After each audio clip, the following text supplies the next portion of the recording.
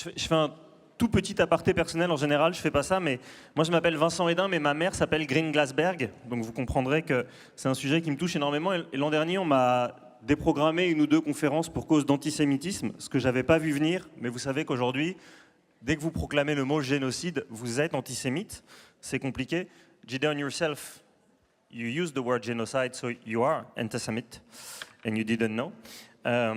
Et donc on va aborder cette question de Gaza, mais sous le prisme de la démocratie, ce qui n'est pas ce qu'on fait en général. On parle du conflit, on parle de la famine, on parle de la colonisation, on parle du génocide, mais on n'évoque jamais ce qui se passe au cœur de la société israélienne, qui est toujours présentée encore et encore comme la seule démocratie au Moyen-Orient. Peut-être pour commencer, Gideon, qu'est-ce que ça vous inspire, le fait qu'on qualifie Israël de démocratie?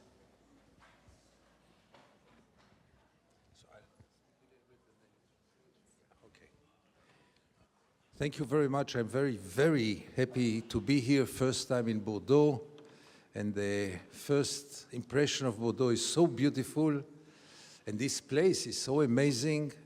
And the fact that I can assure you in Tel Aviv, I would never have such a crowd like in Bordeaux. So I'm really, really happy to be here. Merci beaucoup. Je suis très, très heureux d'être ici. C'est la première fois que je suis à Bordeaux. C'est un endroit magnifique et aussi ici, c'est un endroit incroyable. Et je suis sûre que si j'étais à Tel Aviv, je n'aurais pas une audience aussi nombreuse comme je l'ai aujourd'hui. We will spend together like 90 minutes. In the coming 90 minutes, at least 4 Palestinians will be killed, at least 2 children will be killed by the time that we sit here in those 90 minutes. On va passer 90 minutes ensemble. Pendant ces 90 minutes, il y aura 4 Palestiniens qui vont être tués et il y a 2 enfants qui vont être tués. And this goes on now for 2 years almost, with the same figures. That's the average. Many times it's worse. I must remind you, I guess you know, almost 1,000 babies less than 1 year. Almost 20,000 children. Et ça, c'est les chiffres qui sont à peu près les mêmes depuis 2 ans. On doit penser qu'il y a 1000 bébés qui ont été tués, des enfants de moins d'1 an, et 20 000 enfants qui ont été tués. Until 2-3 months ago, I didn't use the term genocide. I was hoping that we can describe it as a horrible war, a barbaric war, but not a genocide. Jusqu'à il y a 2-3 mois, moi je n'utilisais pas le mot génocide. Je voulais utiliser les mots une guerre horrible, une guerre brutale, mais pas génocide. Pas brutal, barbaric, which is worse than. C'est barbarique. Which is worse than brutal. But what I saw in the last few months brought me to the inevitable conclusion that it behaves like a genocide, it kills like a genocide, it is planned like a genocide, and therefore it is a genocide. Mais depuis ce que j'ai vu, depuis quelques mois, on arrive à l'inévitable conclusion que c'est un génocide. Parce que il y a un comportement de génocide, ça tue comme un génocide. Alors on peut dire vraiment que c'est un génocide. There is a plan, and it's not in my mind, it is publicly declared to push all the people of the Gaza Strip to the south, to put them in concentration camps, and then whoever wants to leave must leave the Gaza Strip. This is called ethnic cleansing. There is no other way to call it but ethnic cleansing. Ethnic cleansing and genocide are going hand to hand together. Also, the Jewish Holocaust started by evacuating Jews to the east. That's the way it started. C'est déclaré qu'il y a, à la bande de Gaza, il y a une évacuation de la bande de Gaza des gens vers le sud, un déplacement des gens vers le sud.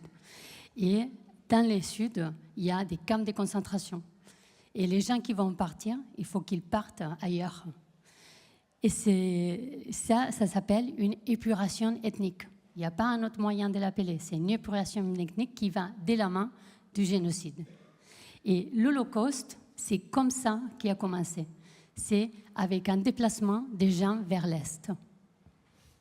And now I start to answer your question because it's all connected. Et maintenant, je vais commencer à répondre à la question parce que tout est connecté. All what I described here shortly is almost not present in Israel's consciousness, in Israeli society. Israel turns its back to what is happening in Gaza. Israel is very stormed and very wounded from what happened on the 7th of October. Israel is very worried about the hostages. But if you see the mindset in Israel, you will get the impression that in the entire Gaza Strip, there are 20 people living there, only 20 people, the 20 Israeli hostages. All the rest almost don't interest the average Israeli.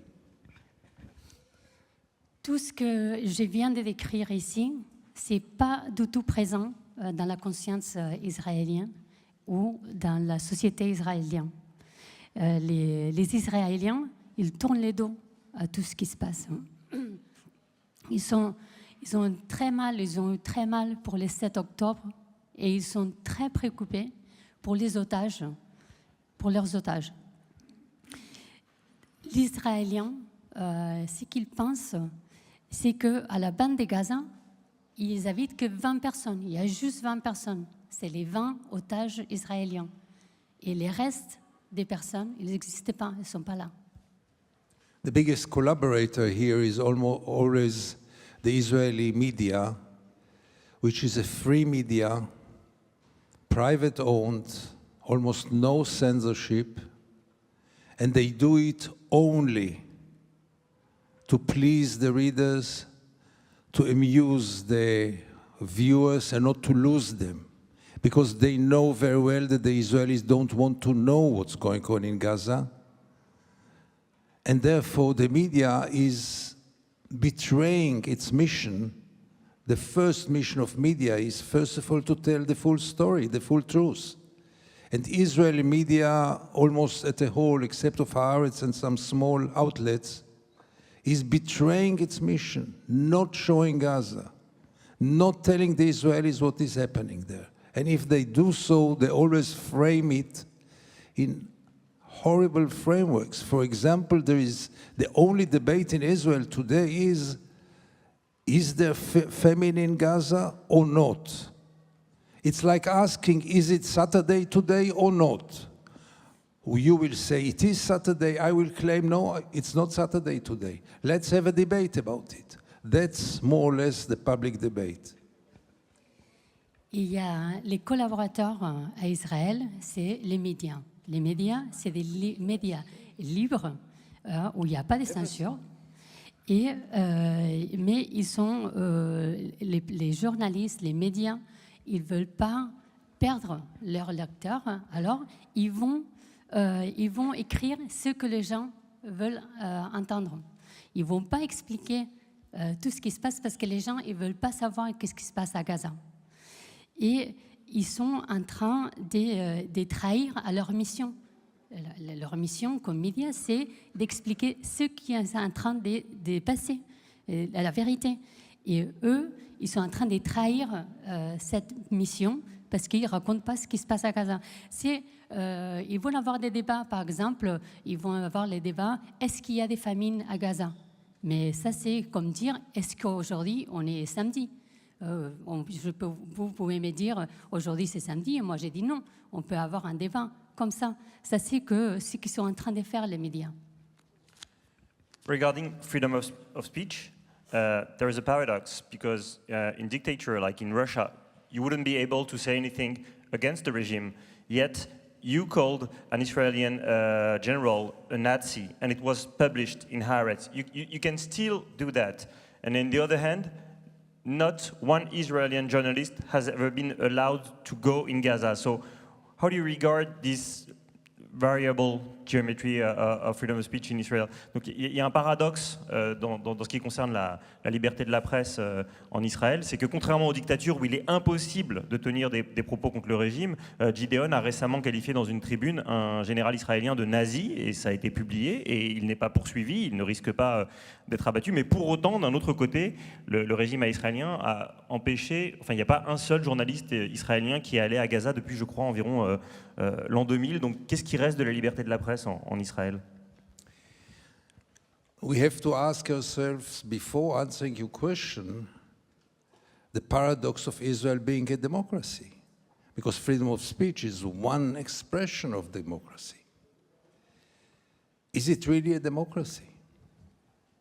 The white people in apartheid South Africa had a democracy. They had elections, they had quite freedom of speech. Did anyone in the world call apartheid South Africa as a democracy because the whites have democracy?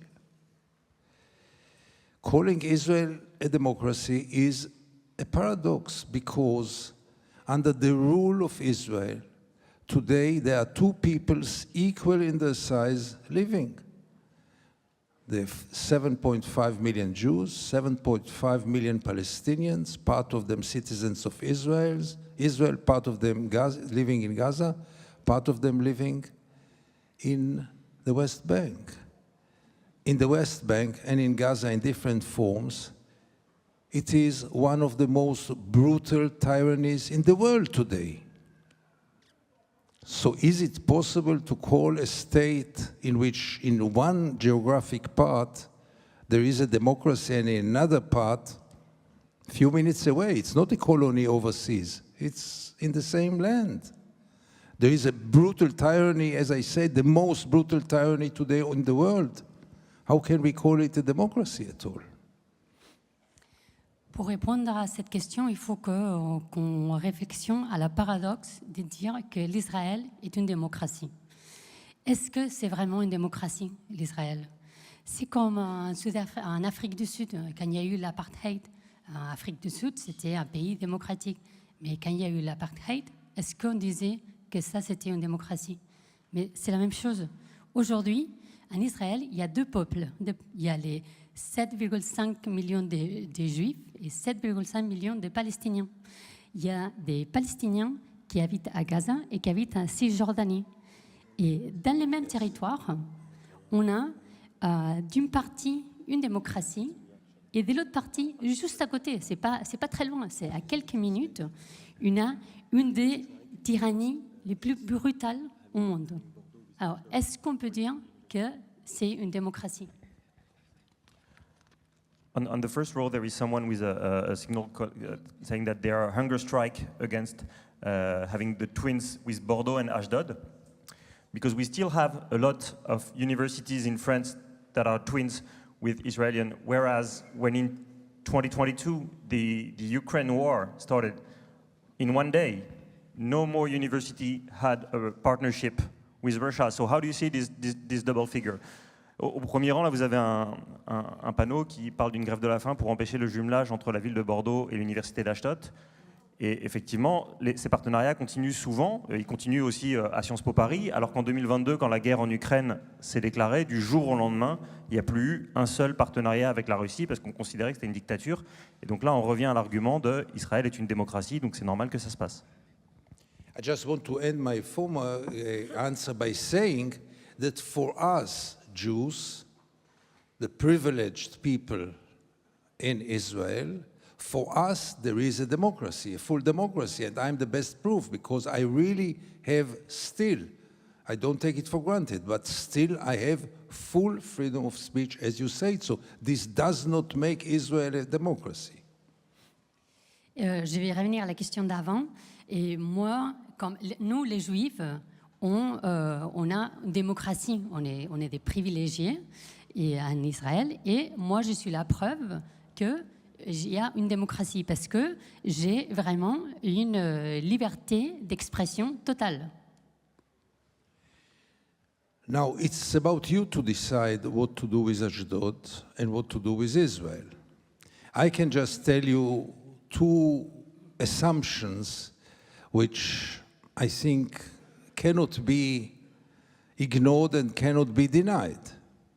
The first one is that the genocide in Gaza must end in any way, in any possible way, and maybe even in impossible ways, and it must end today. We cannot wait anymore because every day, dozens of people are slaughtered without any reason, innocent people.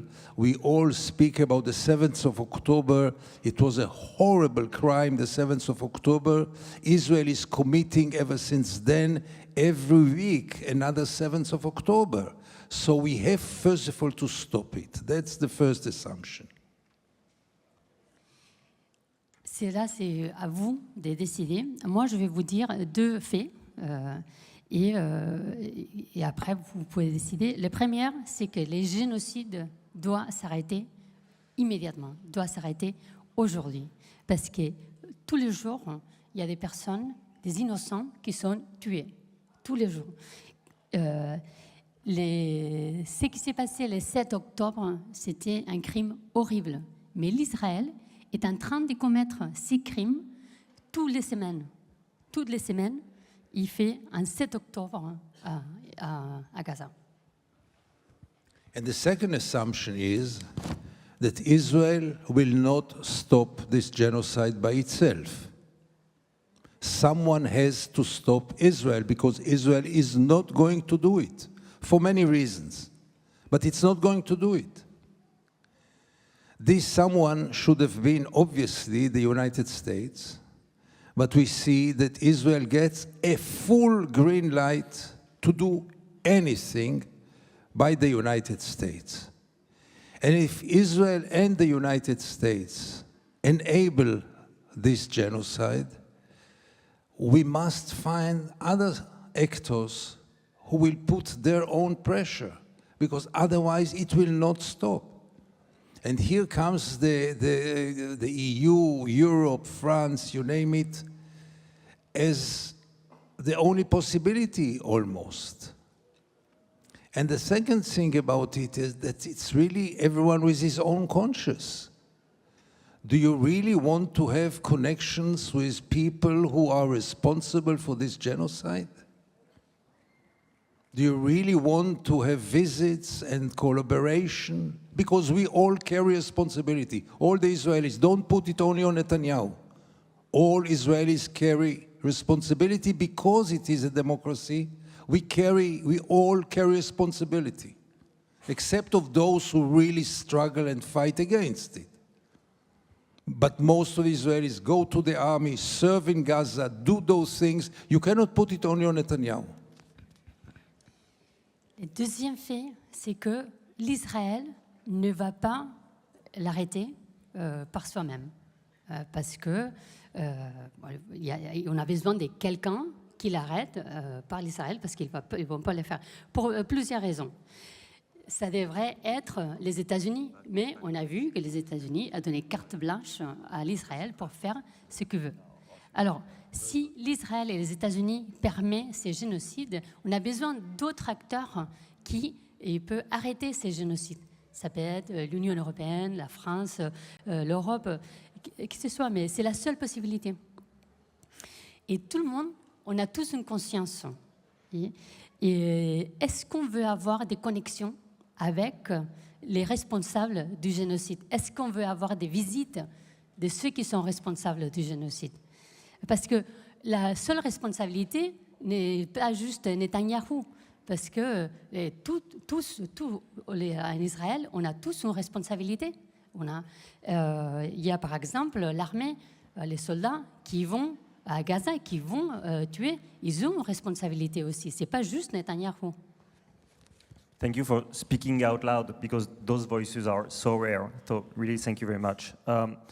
We can't understand what's happening today if we are stuck into presentism. You know, if we just look today, people said that Israel changed ever since October 7th, 2023. And you say that the problem with Israel and democracy started in 1948 with the Nakba, and that since 1948, and I quote you, and it stuck me, you said that Israel has been a real democracy for only 10 months, and that's nothing. So could you take a little time to explain us what has been the mistake with democracy since the creation? Donc, on ne peut pas comprendre ce qui se passe aujourd'hui à Gaza si on se dit qu'il y a un avant-après 7 octobre et que c'est ça qui a causé tous les torts. Gideon remonte évidemment l'archéologie du mal à la création de l'État d'Israël en 48 avec la Nakba. Et quand on a fait un entretien préparatoire, il m'a dit, en fait, il faut bien comprendre qu'Israël n'a été une réelle démocratie au cours de son histoire que pendant 10 mois. Alors, c'est très contre-intuitif, donc je voudrais que vous expliquiez un peu ça. Here we are touching really the core of the issue. And the core of the issue is Zionism. And we have to face it. Zionism is an ideology, like many other ideologies. In Israel, you hardly can be a non-Zionist because it's worse than being a non-communist in Soviet Russia. You can't be. I mean, if you say you are not a Zionist, so people look at you and so what are you doing here? It's totally illegitimate to declare yourself non-Zionist in Israel. Totally illegitimate. Now, Zionism has its roots. My parents came in '39 from Europe, not because of Zionism, because they had no other place to flee to, no other place to rescue themselves. My father was half a year on a boat in the Mediterranean. No port would accept him. 600 people on a boat, illegal immigrants. He came to Palestine, he had nothing about Zionism in his mind. He just wanted to save himself, and this is what he did. The problem is that from the beginning, and the establishment of a state for the Jewish people after the Holocaust is, in my view, a legitimate cause. But Zionism, from the very moment of its beginning, spread a basic lie, namely that a people without a land arrives in a land without a people. And this was the basic lie of Zionism. And until this very moment, Israelis treat their environment as if there is no one but Jews there. For sure, not human beings. You may call them in other names. But the only human beings between the river and the sea are Jews. Là, on arrive au centre du problème. Et ça, c'est les sionismes. Les sionismes, c'est une idéologie, comme les autres. Mais en fait, en Israël, on ne peut pas être non-sioniste. C'est pire qu'être non-communiste en Russie. Alors, on ne peut pas, c'est illégitime. Pourquoi tu es là si tu es non-sioniste? Mes parents sont arrivés de l'Europe en 1939 et parce qu'il n'y avait pas d'autre endroit où ils pouvaient aller. Ils sont arrivés, mon père il est arrivé dans un bateau avec 600 immigrants illégaux et depuis la Méditerranée, et c'est le seul endroit où ils pouvaient y aller. Et pour moi, l'établissement d'un État juif après l'Holocauste, c'est une cause très légitime. Mais pour les sionistes, c'est un peuple sans territoire qui arrive dans un territoire sans peuple, sans personne. Ça veut dire que pour les sionistes, quand ils arrivent, il n'y a plus d'autres peuples, il n'y a plus d'autres personnes. Là où ils habitent, entre la rivière et la mer, il n'y a plus d'êtres humains. Peut-être il y a autre chose, mais pas d'êtres humains. C'est les seuls êtres humains. And this was in the basis of establishing the state of Israel. Even if we accept the legitimate course of establishing a state, from the beginning, from the early 20s, much before the Holocaust, Zionism turned its back toward the Palestinians. We never, it's like coming to a new neighborhood and turn your back to all your neighbors and treat them as if they are not human beings like us from the very beginning of Zionism. Now, would it end in 48? I would say, okay, there was a war, there was a Holocaust, now there is a Jewish state.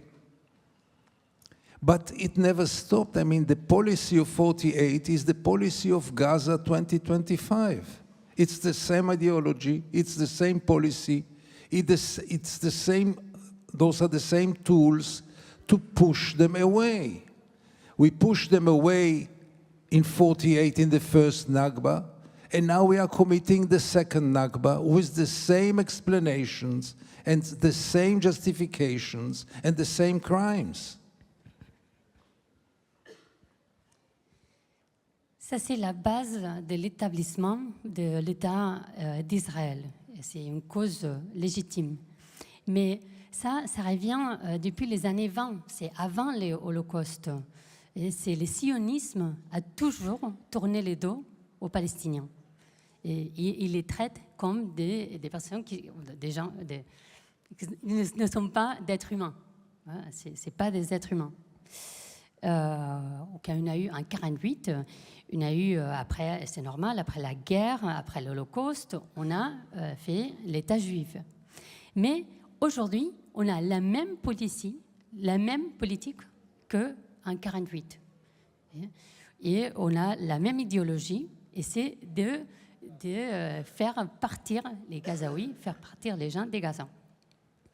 Ça, c'est en 48, c'était la première Nakba. Aujourd'hui, on fait la deuxième Nakba.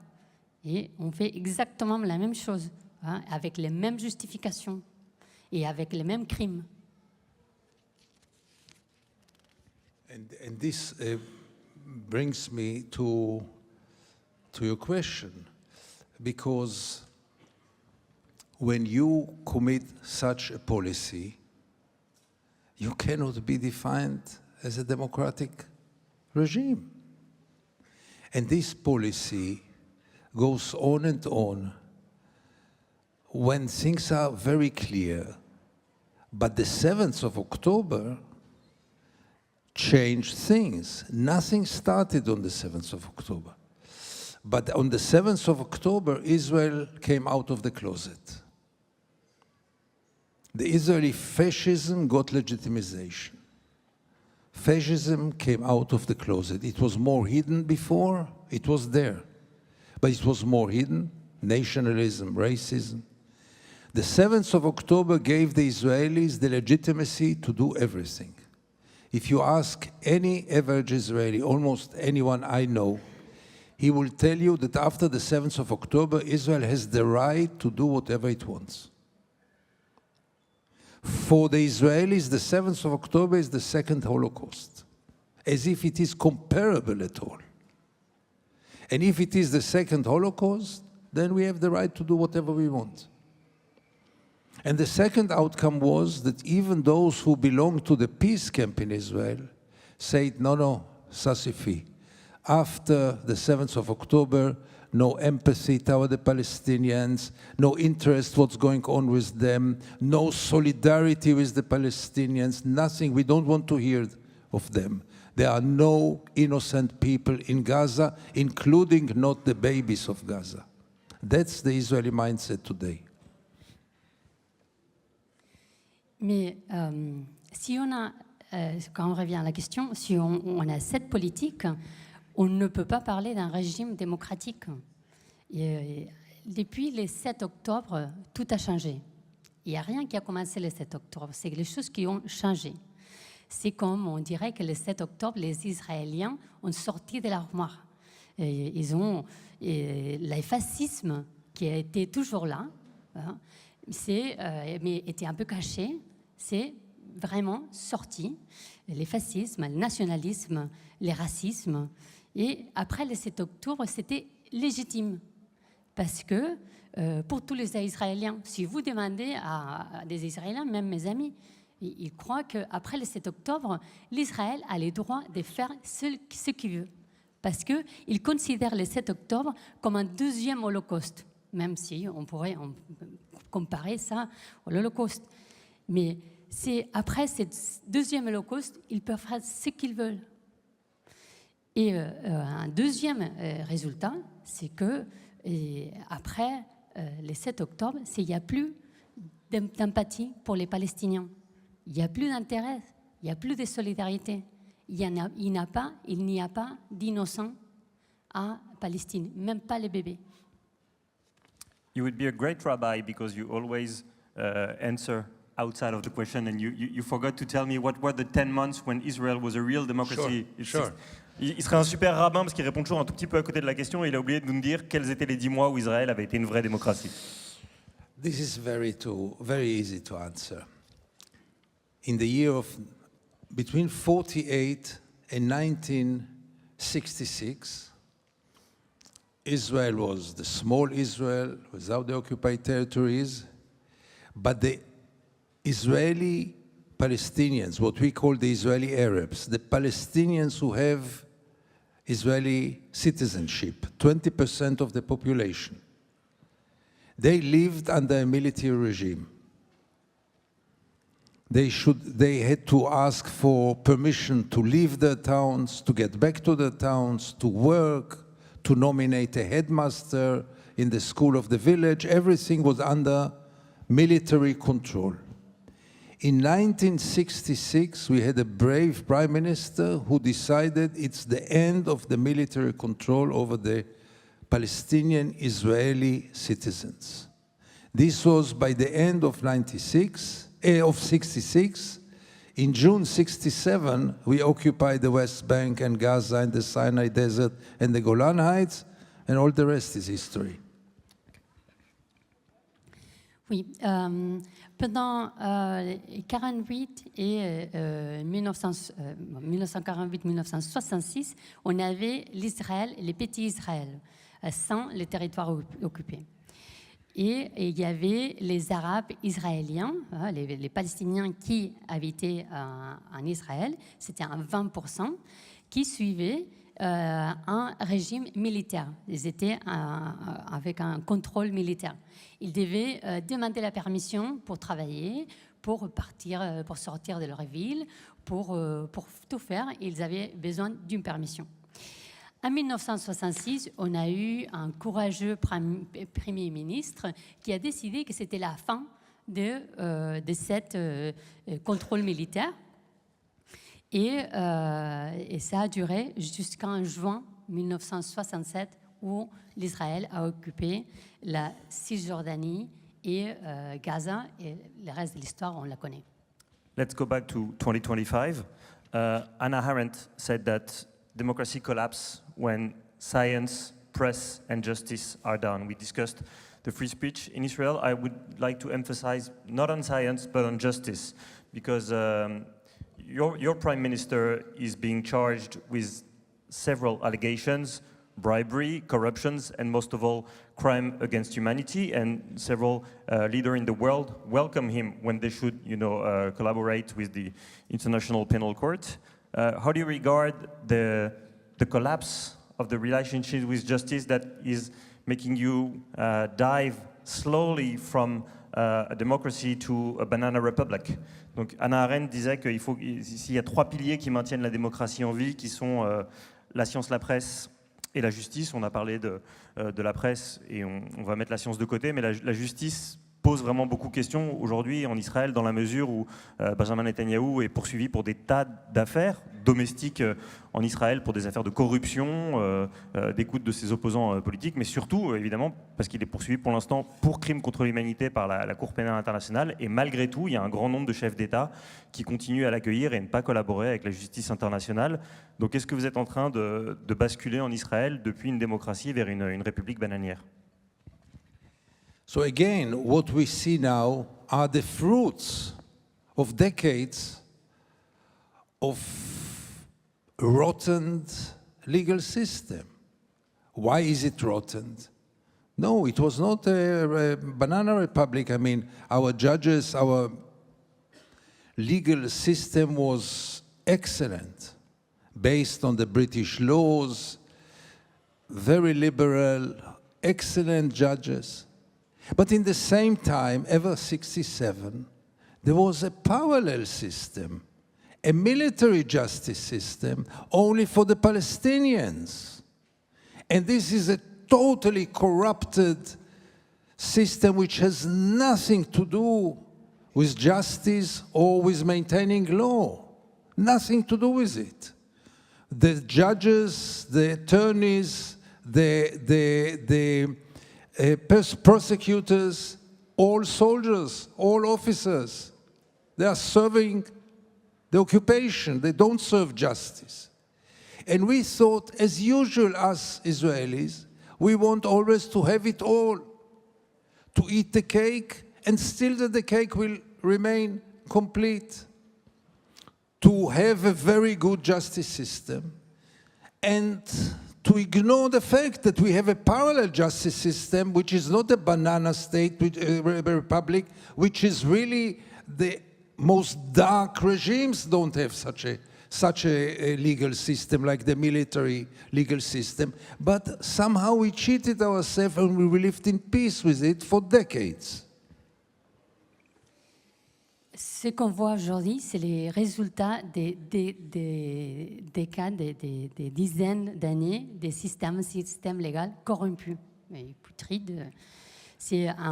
Nous avons un système légal excellent avec des juges, mais depuis 1966, les systèmes militaires contre les Palestiniens, c'est un système complètement corrompu. Un système qui n'a rien à voir avec la justice ou les lois. On a tous les juges, tous les officiels qui servent l'occupation. Et ils ne servent pas la justice parce qu'ils servent ces régimes militarisés. Et on a une répression, on a une militarisation dans les pays qui n'est pas un système légal. It's not corrupted in the way that people could pay money to the judges, not this corruption. It is corrupted because it has nothing to do with justice. Because the soldiers, the judges, and the attorneys, everyone has only one purpose, namely to oppress the Palestinians through the legal system. And therefore it is so corrupted in my view. This was true for decades. Now, Netanyahu, and here it is really Netanyahu, declared a war on the good legal system of Israel after he was brought to justice. And he started a systematic campaign to destroy the legal system. And he is quite successful. And here starts the second phase. But you cannot separate it from the fact that for decades we had this parallel system. So again, it's not the only democracy in the Middle East, the wonderful liberal democracy which collapsed. It is again a very problematic system which after Netanyahu came to power, even before the 7th of October, is now being destroyed. But what we destroy now, I'll just give you one example. The Supreme Court of Israel is world famous. For many years, the president of the Supreme Court was always a very liberal, famous, world famous judge. They never ruled any ruling against the occupation. Never. When it came to occupation, they were always accepting the attitude of the defense establishment, of the military establishment. Never touched it. Torture, yes. Settlements, they never declared it as illegal, even though every student knows that settlements are a violation of the international law. A lack of freedom, legal. They legitimized everything. This is not a healthy system. And this very sick system was now finally destroyed by Netanyahu because of his personal experience with the court. Quand j'ai dit que c'est un système corrompu, c'est pas parce qu'on paye les juges pour faire quelque chose, c'est pas ce type de corruption, c'est corrompu parce qu'il n'y a pas de justice. Parce que les soldats, les avocats, les juges, ce qu'ils font, ils sont en train d'oppresser le peuple palestinien. Et il y a depuis,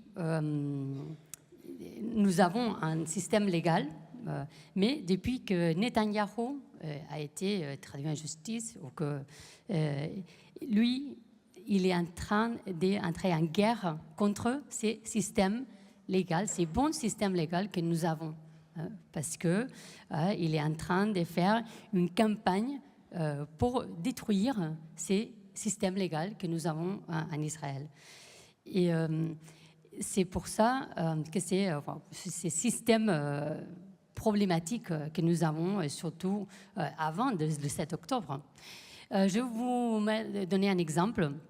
Nous avons la Cour suprême d'Israël qui est très, très importante, très connue. On avait les présidents de la Cour suprême, un juge libéral, mais ils n'ont jamais fait une décision contre l'occupation.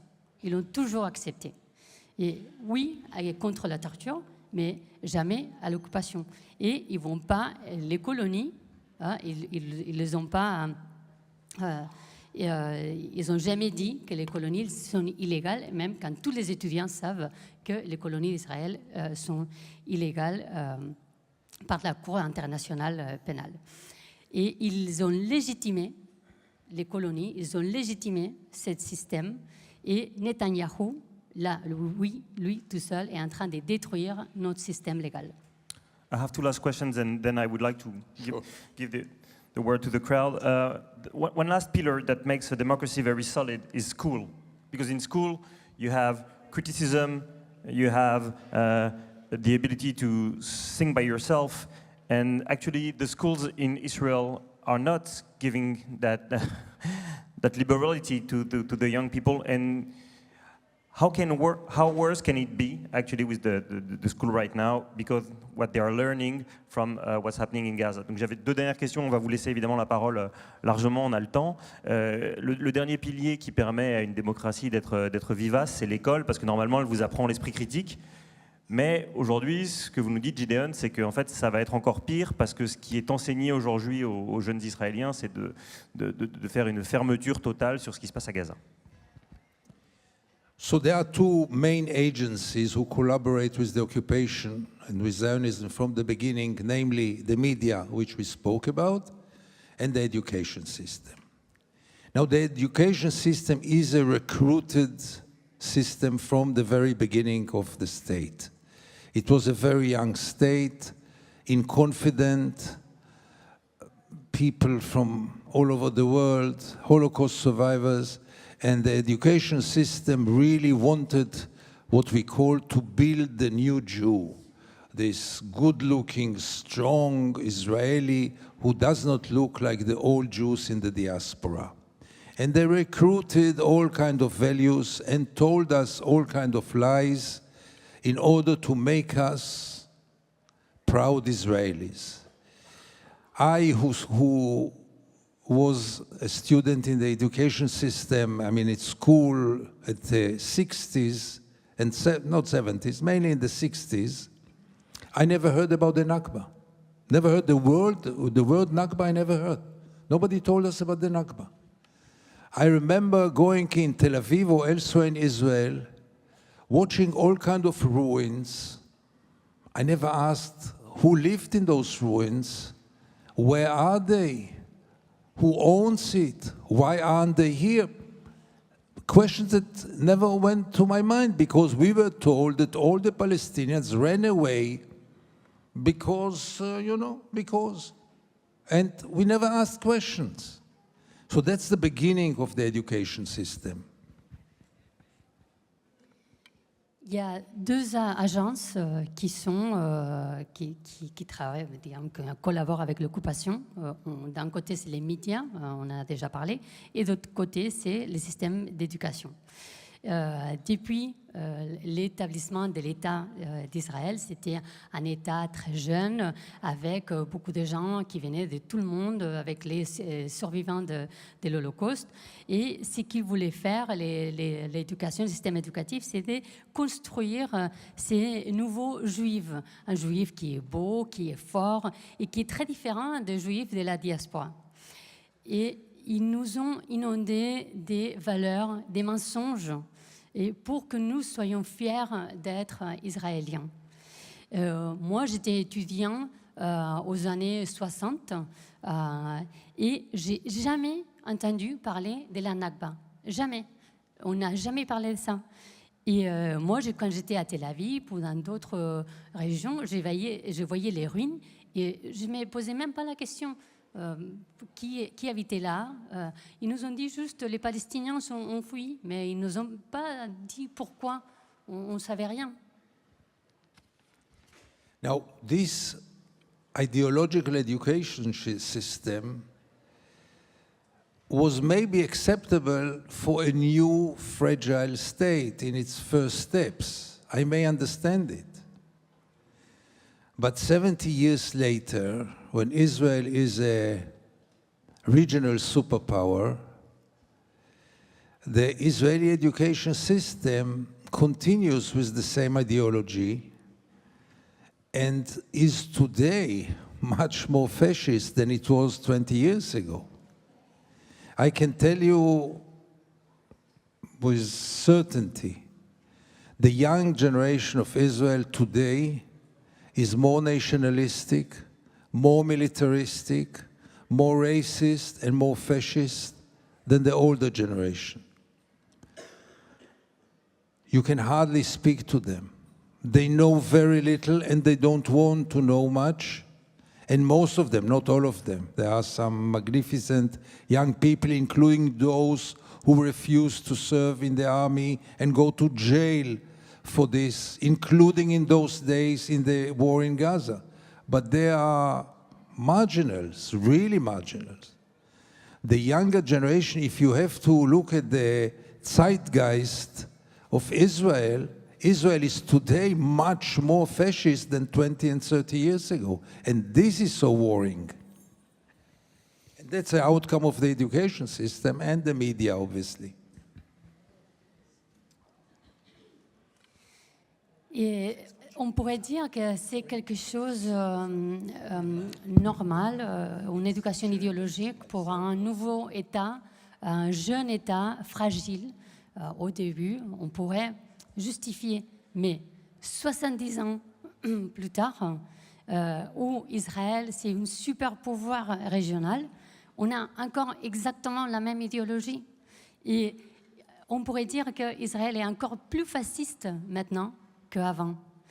La génération, les jeunes générations aujourd'hui sont beaucoup plus militarisées, beaucoup plus fascistes, beaucoup plus racistes que les anciennes générations. Et les jeunes, ils ne savent pas et ils ne veulent pas savoir. Et bien sûr, il n'y a pas tout le monde est comme ça. Il y a une petite... il y a quelques personnes qui préfèrent aller en prison avant de servir pour l'armée, mais ce n'est pas beaucoup. Il n'y a pas beaucoup. Et en Israël, c'est beaucoup plus fasciste aujourd'hui qu'il y a 20-30 ans, et ça, c'est à cause des médias et de l'éducation. My final question is an ugly one. It's not my argument. It's just that I listen to your ministers, the one who are on the right of Netanyahu, Mr. Smotrich, Mr. Ben-Gvir, and what they are saying to make people participate on Israeli action today is that there is no democracy in Gaza, and that it's impossible to discuss with barbarian people who don't understand the essence of democracy, when of course their action make all the Democrats leave and fly away when they can and when they were not murdered. What do you do yourself with this argument that they say it takes two to tango, and since you are not two, they have to act like that? Ma dernière question est répugnante, ça n'est pas la mienne, c'est celle des ministres qui sont sur la droite de Netanyahou, donc Ben-Gvir et Smotrich, qui sont enfin, extrême droite ne les qualifie plus, qui sont des millénaristes, qui sont pour le nettoyage ethnique et qui expliquent en fait qu'il faut, en anglais on dit il faut être deux pour danser le tango, et que si aujourd'hui il se passe ce qui se passe, c'est qu'il n'y a aucun démocrate à Gaza, que ce sont juste des barbares, donc c'est cette fameuse figure de déshumanisation, et qui explique en fait ce qui est en train de se passer là-bas, c'est leur argument principal. Comment est-ce que vous recevez cet argument et qu'est-ce qu'on fait de ça? It is an ugly question, but it is also a very common question, so therefore I'm happy you raised it. Think about a violent person, a violent husband, who beats his wife at night. Whatever excuses that he will find, nothing will justify his behavior. Nothing. Nothing, nothing, nothing. The wife did this, the wife did this. Nothing will justify what he is doing. Very same with Israel. Israel is committing crimes now which are not moral, not legitimate, not legal, period. The other side, very problematic. And we have to be courageous enough to admit that there are problems also among the Palestinians. And Hamas for sure is not my cup of tea. Totally irrelevant at this stage. Totally irrelevant for Israel. Because Israel is committing what it is committing, not against Hamas. It's against the Palestinian people. And the Palestinian people has all kind of political parties and views and people and leaderships. And yes, some of them are evil, not all of them obviously, but it is totally irrelevant now, because even if they are Talibans, you don't have the right to kill 1,000 babies, period.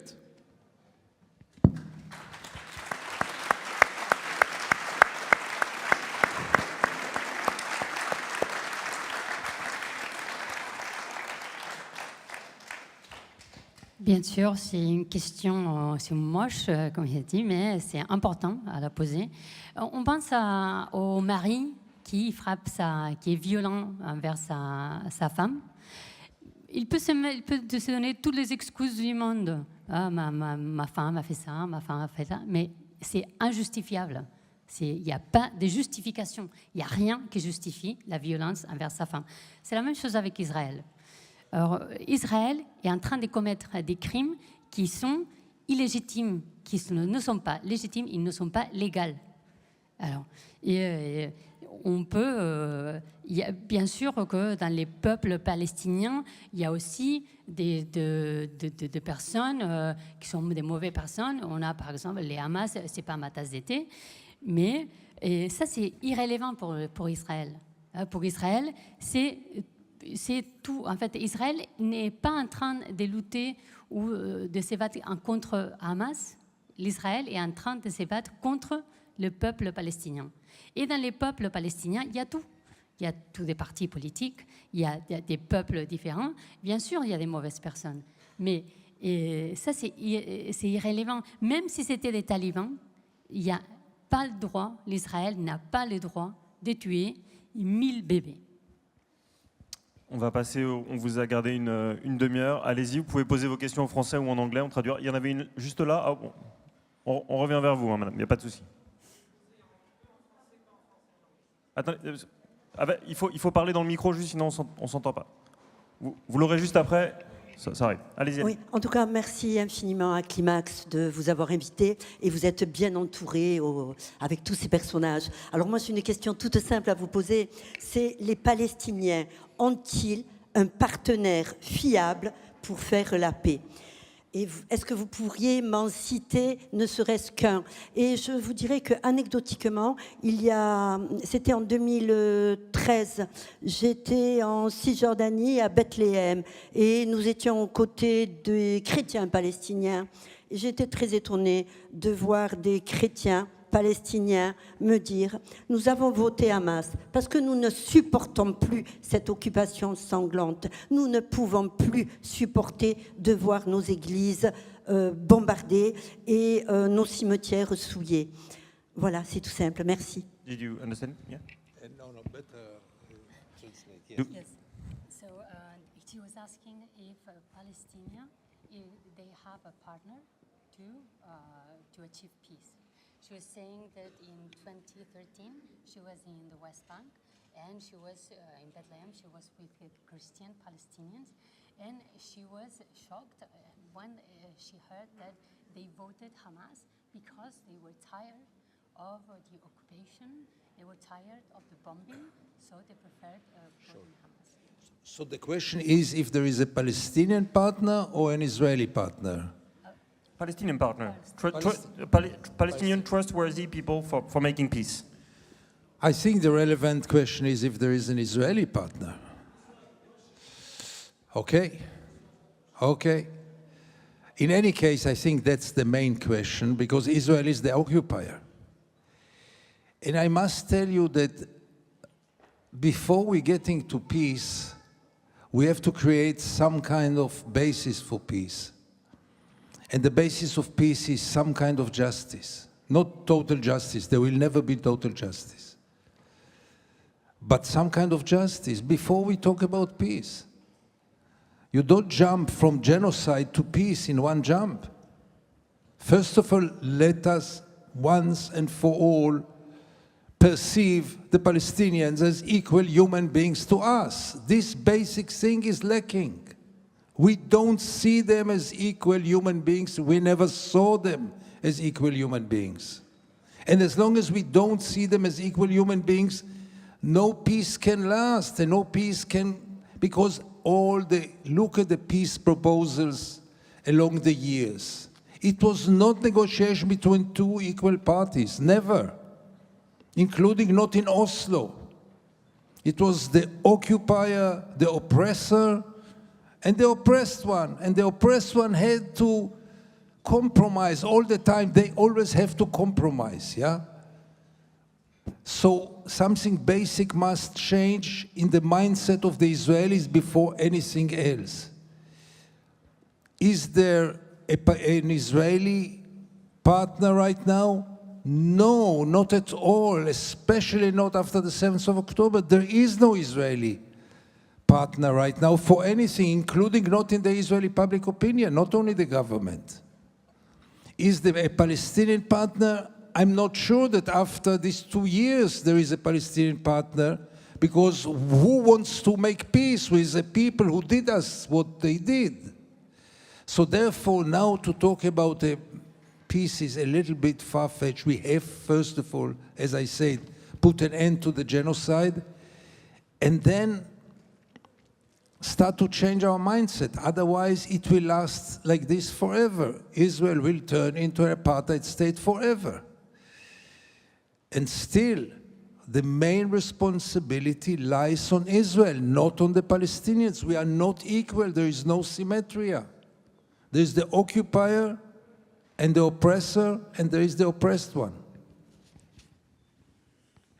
Peut-être la question relevante, ce serait de dire s'il y a un partenaire israélien, parce que l'Israël, c'est ceux qui occupent, c'est les occupants. Pour pouvoir réussir à avoir la paix, il faut avoir des bases, d'abord avoir des bases pour pouvoir instaurer cette paix. Il faut un peu de justice. On ne va pas avoir la justice totale, mais un peu de justice. Et on ne peut pas passer du génocide à la paix comme ça. Il faut d'abord, les plus importants, en ce moment, les plus importants, c'est de considérer le peuple palestinien comme des êtres humains. Parce que, ça c'est le plus basique, parce qu'on ne les a jamais considérés comme des êtres humains. Et comme ça, si on n'a pas ça, si on n'a pas cette base, c'est impossible d'avoir la paix. Et chaque fois qu'il y a des négociations, même à Oslo, ça n'a été jamais des négociations entre deux égaux. C'est toujours l'oppressant et l'oppresseur. Il n'y a pas je ne pense pas qu'il y a des partenaires d'Israël depuis le 7 octobre, ni à niveau gouvernemental, ni idéologique. Des partenaires en Palestine, je ne sais pas. Mais ce qui c'est vrai, c'est qu'il faut, arrêter ces génocides. Et il faut changer cette manière de penser. Parce que sinon, l'Israël va avoir cet apartheid pour toujours. Et le plus important, c'est d'avoir des peuples égaux. Allez-y, on va peut-être en grouper quelques-unes, parce que je vois beaucoup de mains qui se lèvent, donc je ne veux pas frustrer. Allez-y. Oui, bonjour. Je vous remercie beaucoup parce que être un journaliste israélien qui s'oppose à la politique d'Israël et qui la décrit avec autant de détails, il faut le faire. Voilà, donc bravo.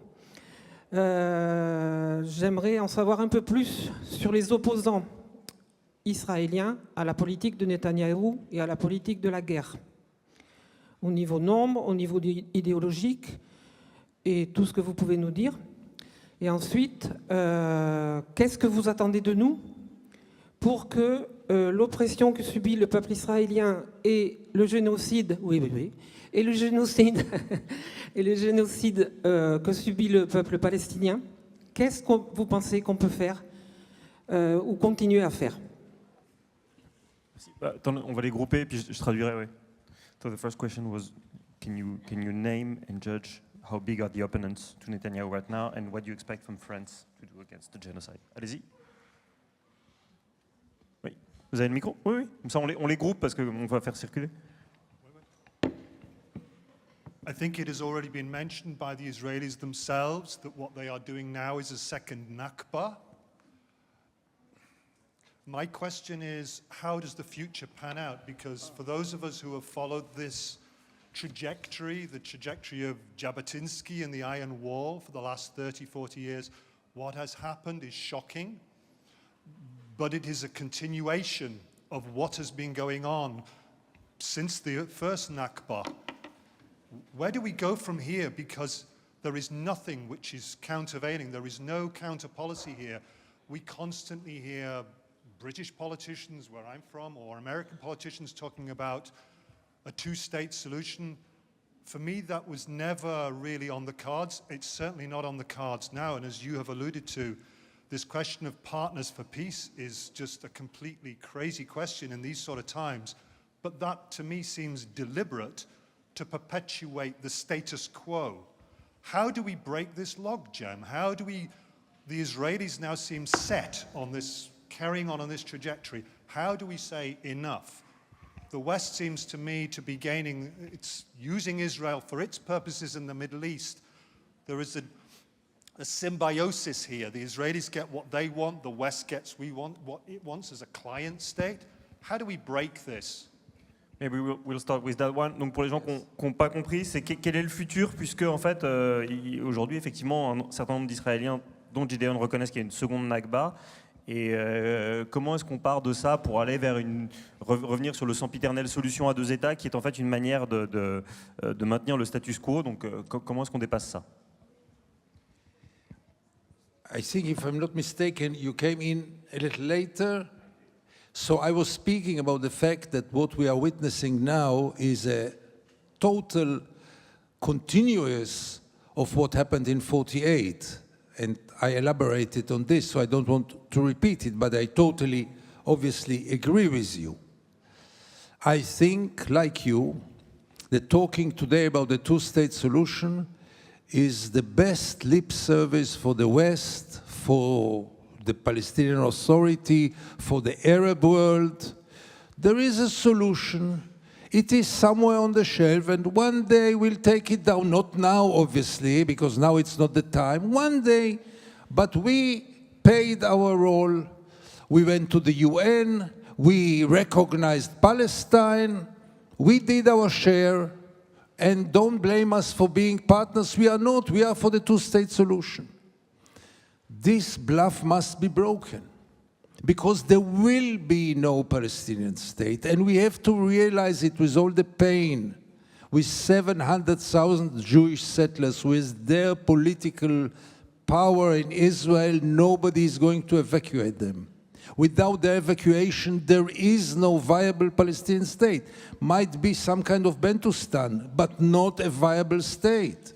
And by the way, Israel never meant it to become a viable state. Even the notion of demilitarizing the Palestinian state is not an equal idea. Why should Israel possess all the weapons in the world and Palestine cannot have any weapons? Why? Who is going to protect this state? So in any case, this is a train which left the station. And we have to adopt a new discourse, namely to speak about a democracy between the river and the sea. Right now, it sounds far-fetched, but it is at least a vision. It is very hard to see how can it be achieved, especially after what happened in Gaza. But on the other hand, what are the options? There are right now only two options on the table. There is a one state. We don't have to change anything. Between the river and the sea, there is only one state and only one government which rules everybody between the river and the sea. The question is it going to be a democracy or is it going to be an apartheid state? And the world should also say its word. As I said, maybe before you came, Israel will not change by itself. No way. It must come from the international community. And unfortunately, the international community right now is Donald Trump. And if this is the case, we are all doomed and all lost. But I still have some hope about other parts of the international community. If just you will adopt the same means you used so efficiently towards apartheid South Africa, if you only did this, we would be in a different place.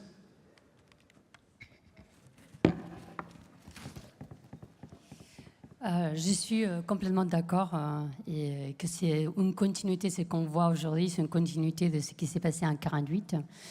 Et quand on parle de la solution de deux États, c'est une solution que les Occidents, que l'autorité palestinienne, solution qui disent oui, en fait, on a fait notre rôle, on a pensé à une solution, elle est là, c'est pas pour maintenant, mais on a fait notre rôle parce qu'on est allé à l'ONU, on a reconnu le peuple palestinien, c'est bon. Mais en fait, ça, il faut arrêter les mensonges. Ça va pas arriver. Il ne va pas avoir un État palestinien. Ça ne va pas arriver. Il y a 700 000 juifs colons et il n'y a personne qui va les évacuer. Et si ces personnes ne sont pas évacuées, il n'y a pas la possibilité d'avoir un État palestinien. Alors aussi, quand on parle de démilitarisation, pourquoi l'Israël peut avoir toutes les armes du monde et les Palestiniens ne peuvent pas s'armer? Alors, vraiment, il faut changer la mentalité et il faut penser qu'entre la rivière et la mer, il n'y a qu'une démocratie. Il y a juste un gouvernement. Et c'est encore une vision, c'est encore lointain, mais c'est quelque chose qu'on voit, on doit commencer à penser de cette manière, d'avoir un gouvernement. Est-ce que ces gouvernements entre la rivière et la mer peut être une démocratie ou est-ce que ça va être un apartheid? L'Israël ne va jamais changer par soi-même. Alors, on a besoin de la communauté internationale pour que l'Israël change. Malheureusement, la communauté internationale en ce moment, c'est Trump. Alors, on n'est pas très bien parti.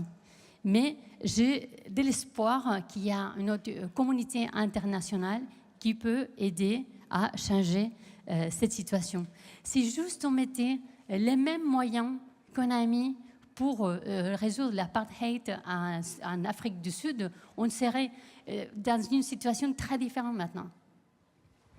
The other question was how numerous are the opponents to Netanyahu and what do you expect from France? Yeah, about Netanyahu, I guess it is the majority of Israelis who oppose Netanyahu now. The demonstrations are very impressive every week, many times every day, hundreds of thousands of people demonstrating. It is very impressive, but pay attention to the messages.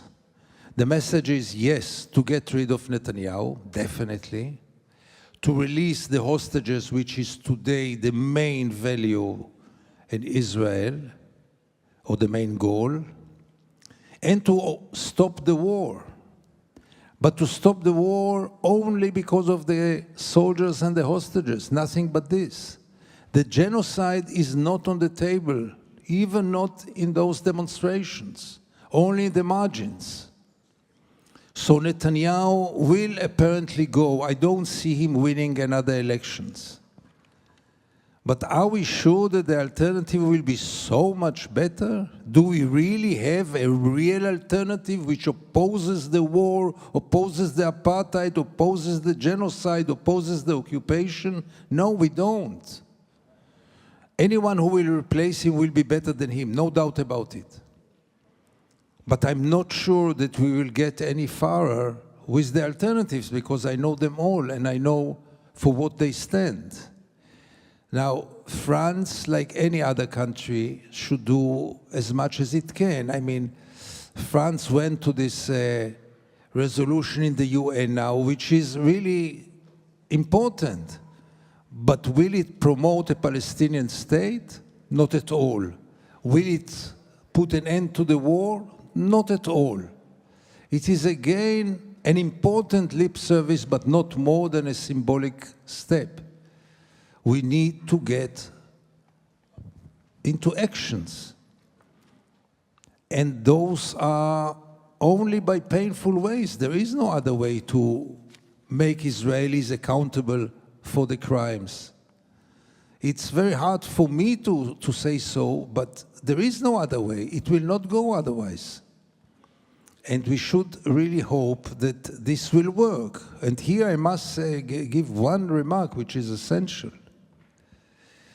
Don't fall to the trap that Israel is putting for years now, the Israeli propaganda. Most of the critics of Israel are not anti-Semites. We should remember this. There is anti-Semitism. It should be fought. It is criminal. But labeling any critic of Israel is about silencing you, is about making you feel guilty or ashamed. And it was working in Europe in the last years in a very efficient way. People didn't speak out because they didn't want to be labeled as anti-Semites. But the majority are people of conscience, not anti-Semites.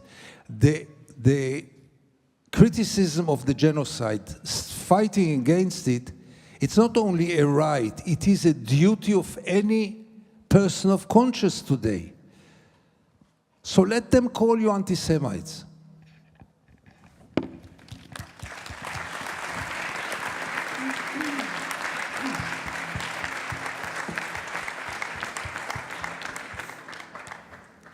Vous demandez qui c'est l'opposition de Netanyahou. En ce moment, c'est la majorité des Israéliens. Il y a beaucoup de manifestations toutes les semaines, tous les jours. Il y a des manifestations de plus de 100 000 personnes qui se manifestent. Et les messages, c'est qu'ils veulent que Netanyahou parte, ça c'est sûr, mais ils sont pas, ils veulent que Netanyahou parte et libérer les otages et arrêter la guerre. Ça, c'est bien sûr les messages. Mais ils ne parlent pas d'un génocide. C'est même pas là. C'est... excusez-moi. Et quand on pense à une alternative, je suis sûre que Netanyahou, je ne crois pas qu'il va gagner les élections. Mais c'est quoi l'alternative? Moi, je connais toutes les alternatives. Est-ce que ça va être mieux? Parce qu'ils ne vont pas s'opposer à l'apartheid, ils ne vont pas s'opposer au génocide, ils ne vont pas s'opposer à l'occupation. Alors, est-ce que ça va être mieux que Netanyahou? C'est sûr, mais je ne sais pas si ça va être une bonne alternative.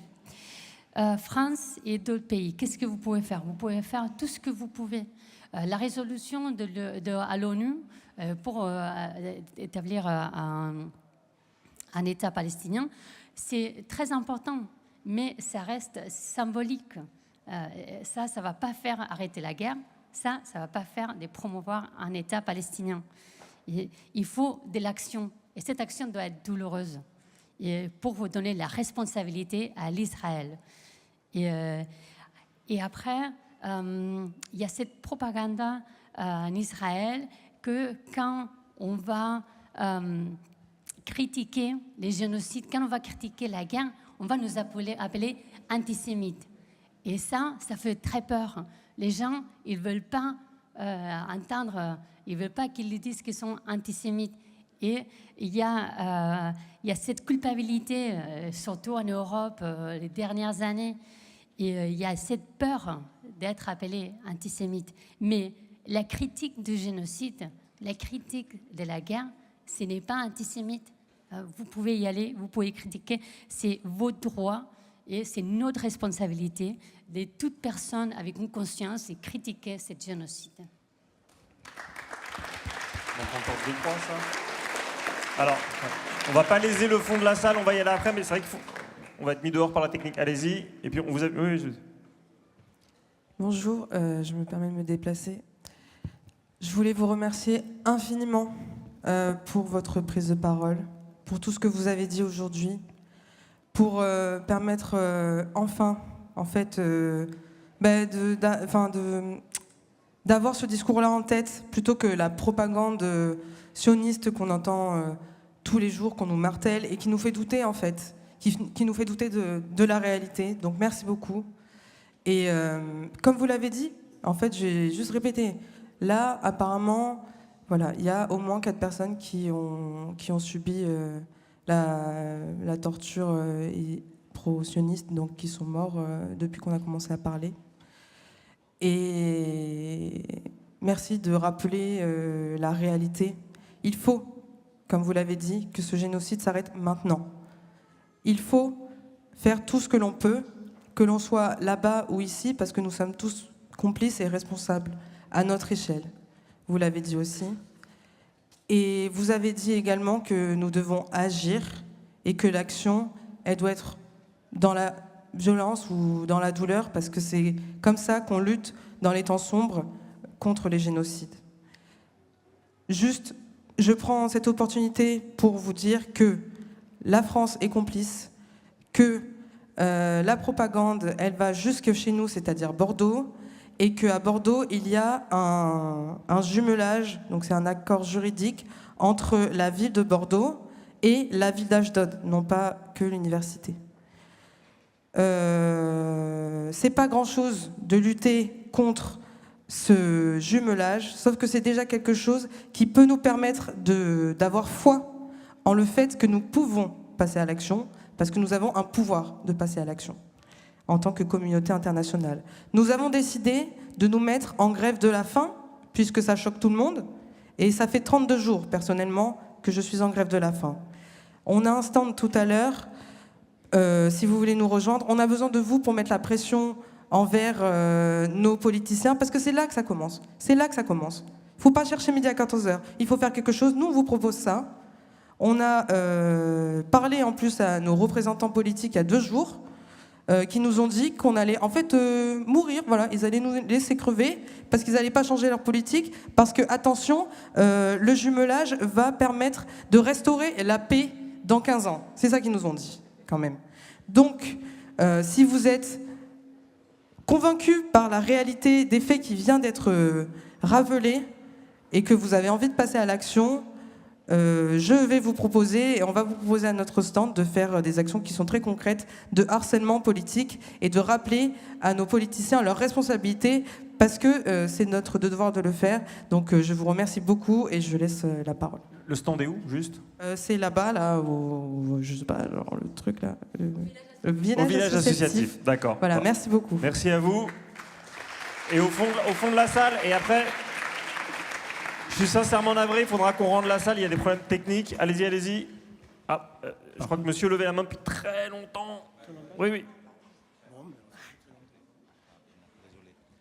Merci beaucoup pour Climax d'avoir invité Gideon Levy, qu'on avait envie de recevoir depuis très longtemps. Deux informations et une question très rapidement. On va avoir un débat sur la Palestine au village associatif à 14h, organisé par l'association Palestine 33 et l'Union juive française pour la paix. On aimerait vous avoir, Gideon, si vous êtes disponible à 14h, 2 p.m., if you are free. If you're free, they're having a debate at 2 p.m., just right there. OK, unfortunately.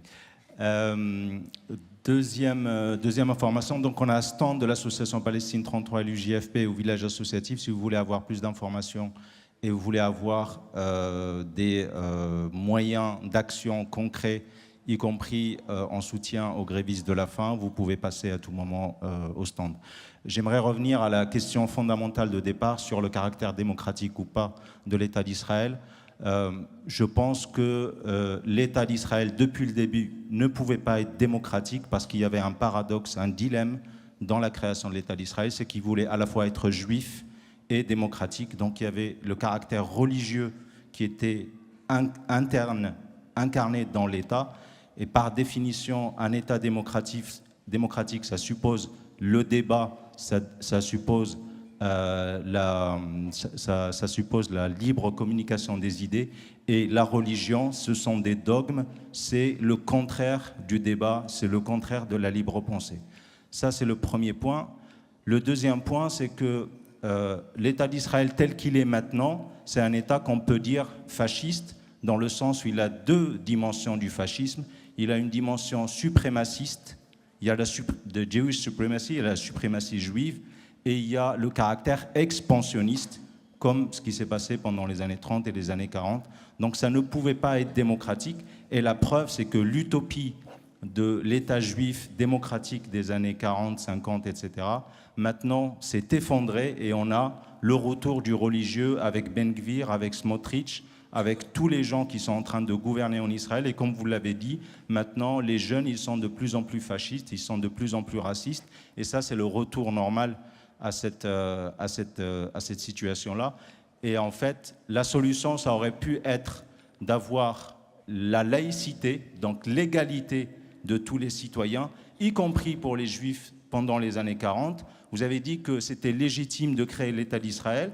Moi, je pense que créer l'État d'Israël n'était pas la seule solution. Les Juifs d'Europe pouvaient rester en Europe dans des États qui sont démocratiques, laïques et qui bénéficient de l'égalité. Et maintenant, effectivement, la solution, ça peut être aussi d'avoir l'égalité des droits en Israël, de se débarrasser de la suprématie juive, de se débarrasser du sionisme, parce que le problème vient du sionisme. Et ce n'est pas simplement le changement de mentalité qu'il faut, mais c'est surtout le fait de lutter contre l'idéologie sioniste qui est la base du problème dans cette partie du monde et aussi dans ce que nous vivons ici. C'est-à-dire qu'à chaque fois qu'on va lutter et on va critiquer l'idéologie sioniste, on est taxé d'antisémitisme, comme vous l'avez rappelé. Et c'est ça qui empêche le fait de se mobiliser, comme on l'a fait contre l'apartheid, parce que justement, on ne peut pas le faire ici, parce que quand on critique l'apartheid en Israël, on nous taxe d'antisémites, et c'est ça le cœur du problème. Merci beaucoup. Do you have it? Okay. So he wanted to come back to the creation of Israel in 1948 and saying that everything has been rotten since the beginning with the Zionist mentality that has in its cores two main values of fascism, which is suprematism and the expansion character. And so he would like to ask you the question that do you think that the two other options would have been to create some states in Europe or to create a secularism state in Israel and get rid of the religion aspect? As I say, the only solution is a democracy between the river and the sea. One person, one vote. Like any other democracy. France is not a French democracy. France is a democracy. Germany is not a German democracy. Germany is a democracy. Israel and Palestine should not be a Jewish democracy, shouldn't be a Muslim democracy, should be a democracy. And I truly believe that the two peoples can live together because we have examples in which time is running out, so I have to be short. But we have examples in places where they live together. And it's working. The only thing which is needed is changing the mindset, mainly of the Israelis, but also of the Palestinians, but first of all the Israelis. And in any case, yes, a state should be secular in any case. I don't believe in religious states, that's for sure.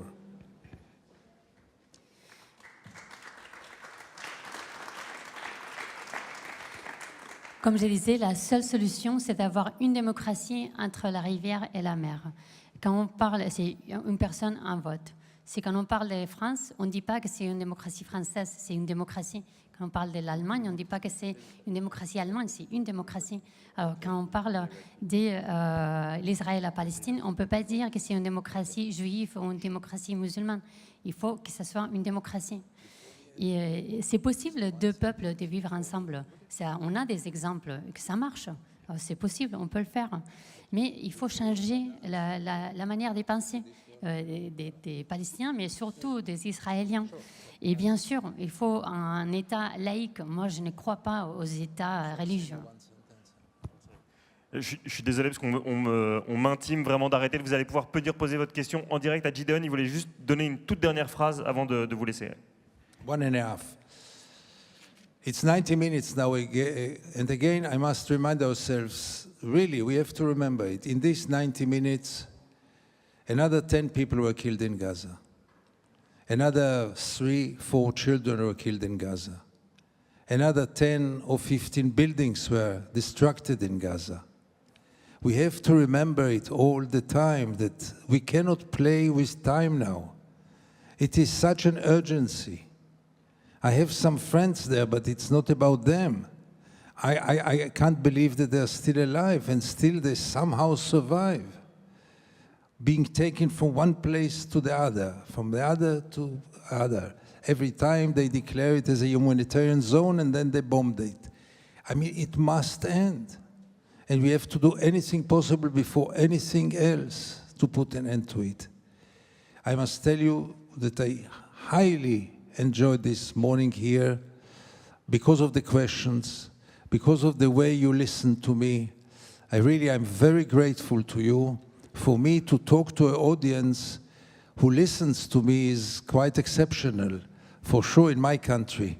So thank you very much. It was a great pleasure to be here today.